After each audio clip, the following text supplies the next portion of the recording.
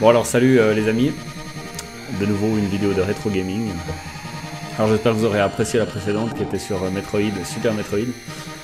Et là, évidemment, comme je vous montre pas n'importe quoi, l'idée, donc là on reste un petit peu encore sur Super NES. Après on verra, hein, une fois que j'aurai été à court de jeu sur Super NES, qui risque pas d'arriver avant un moment, je pourrais vous montrer d'autres trucs, peut-être sur des jeux sur PC et autres qui ont été des hits. Alors là j'espère que ça fait un peu mal aux yeux hein, quand même. C'est de nouveau un de ces jeux en pseudo 3D, en 2D et demi là comme je le disais en parlant justement de cette techno qu'ils avaient sorti sur la Super NES qui était juste révolutionnaire, où ils font grossir les pixels. Alors évidemment déjà qu'il y en avait, ils étaient déjà gros les pixels, alors si en plus ils les font grossir pour donner l'impression qu'on est de simuler en fait une profondeur à l'écran et de pouvoir créer justement des jeux en espèce de 3D, hein. C'est une 3D avant l'époque, avant l'heure. Alors là on est vraiment dans les premières sensations 3D qu'on a sur des jeux vidéo. C'est 1990 F0, donc c'est un jeu de course comme vous pouvez le voir à l'écran. Et bon on va essayer d'y jouer un petit peu hein, encore une fois.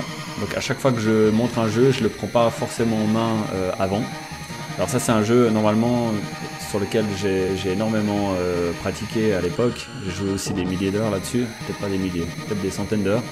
Et puis normalement je l'ai fini, j'étais dans les pires ligues et tout ça, donc c'était un jeu extrêmement stressant, surtout sur la fin. Donc je vais essayer de voir pour... donc je joue au clavier, hein, donc le mapping du clavier il n'est pas toujours idéal pour pouvoir jouer à des jeux de course ou des trucs comme ça. Alors on va essayer de voir un petit peu ce qu'on peut faire. Je vais vous montrer le début du jeu, parce que l'idée c'est toujours de montrer un petit peu le début du jeu, d'en parler, pas forcément aller loin dans les étapes, etc.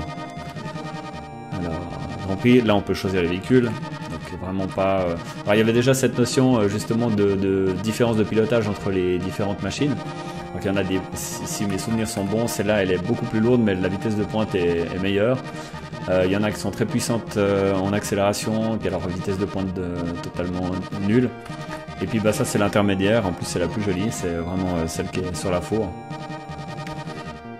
Voilà, je vais la sélectionner, il y a à chaque fois un petit peu la courbe d'accélération, la vitesse de pointe.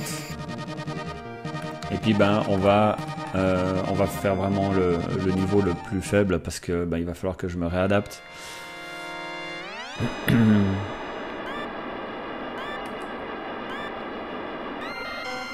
Voilà, c'est ce que je disais.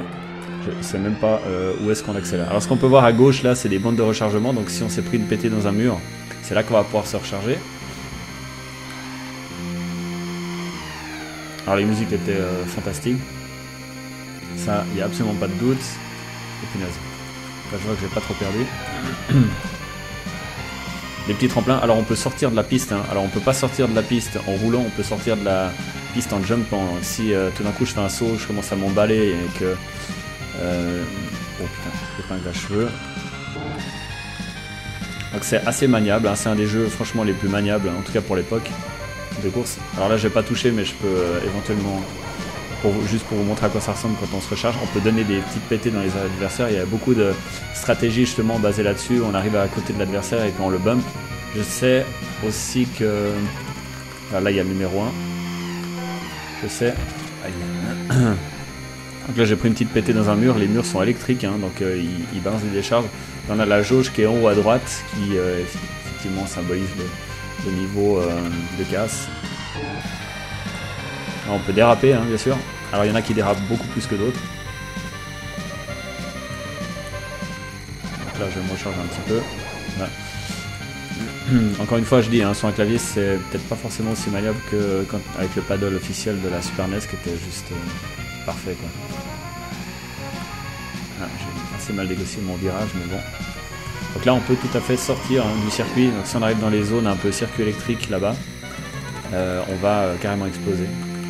Commencer au début. Sinon, il y a aussi, je crois, je sais pas si je l'ai dit, mais il y a des véhicules. Ah voilà, là j'ai dérapé par exemple. Ah aussi un petit truc pour ceux qui n'auraient pas remarqué, F0 évidemment. Ça paraît bête, mais donc Formule 3, Formule 1 et puis Formule 0 qui est évidemment beaucoup plus puissant, sophistiqué, futuristique. Je vais essayer de sortir.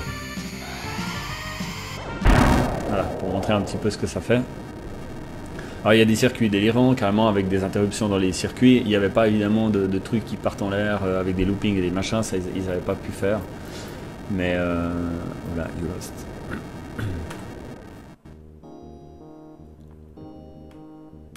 Après, donc, je suis sur un émulateur, donc juste pour dire un petit mot par rapport à ça, si ça vous intéresse de jouer, et ben, vous pouvez tout à fait télécharger ces émulateurs. Ça, c'est le Super NES 9X. Enfin, ça marche très bien, il n'y a qu'à simplement après télécharger les ROM et puis les drag and dropper dans l'interface, qui permet après de jouer. Et puis alors là, ben, il y a accès à tous les jeux Super NES disponibles au catalogue. Je vais essayer de recommencer. Je crois qu'il y a un training mode aussi, et puis...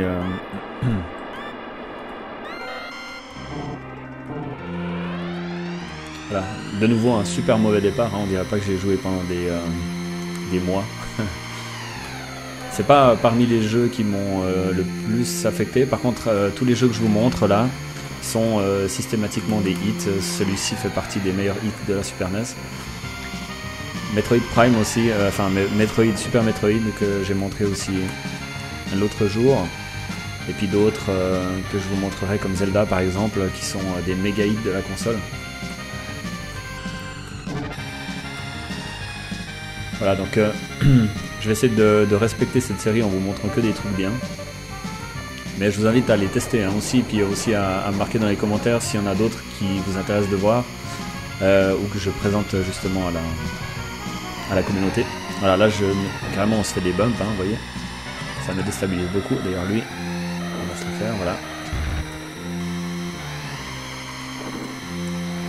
Alors, la sensation de vitesse elle est vraiment pas mal, surtout à l'époque quand on a vu ça, faut quand même imaginer, là je joue en tout petit, hein, sur une toute petite fenêtre. C'est pas parce que vous la voyez vous à l'écran en grand que moi je la vois comme ça, je la vois en tout petit. À l'époque on jouait sur les téléviseurs cathodiques, et puis ben, c'était suffisamment qualitatif. En tout cas on était complètement immergé dedans. C'est ça qui est aussi incroyable, c'est que le cerveau il est comme ça, c'est un peu comme quand on lit un livre par exemple de science-fiction, on arrive à fabriquer entièrement tout l'univers qui va autour, alors qu'on est en train de lire des lettres, finalement des vulgaires caractères, et le cerveau va absolument tout reconstruire. C'est un peu la même chose, là on se dit, bon bah ok, là le jeu il est complètement moche, il est sous-défini comme ça, mais en fait le cerveau lui quand il est plongé à l'intérieur, on est sur un circuit de course. Alors là ça me le fait pas encore parce que j'y joue pas depuis assez longtemps, mais on a un circuit qui est totalement défini, et on n'a plus aucune limitation en termes de qualité graphique. C'est vraiment pas du tout ce qu'on voit. On s'habitue quoi en gros, et puis le cerveau fait le reste pour nous rendre l'expérience agréable. Voilà, alors je voulais pas faire une vidéo très longue comme ça, mais c'est juste pour vous montrer qu'il existe des super petits jeux de course ultra pilotables où on peut vraiment beaucoup s'améliorer. Pour gagner dans les toutes dernières ligues, si je me rappelle bien, avec justement le niveau expert et les circuits les plus compliqués, avec des épingles à cheveux partout, et puis ben, une pseudo IA du computer justement qui est assez farouche, qui vous fout carrément tout le temps dans le décor, etc. pour vous faire perdre du temps. Et il suffit de toucher qu'une seule fois une bande, ou juste lécher carrément la bande de freinage là, pour perdre la course. Et puis se retrouver 5 ou 6e. Donc le jeu est quand même assez difficile en mode expert, pour justement ben, quand même créer une bonne addiction. Voilà, ben, je vous remercie d'avoir écouté jusqu'au bout, pour ceux qui auront tenu jusqu'au bout, et puis ben, je vais essayer de vous faire des reviews encore plus intéressantes prochainement sur ben, d'autres hits de la Super NES pour l'instant. Voilà, à bientôt.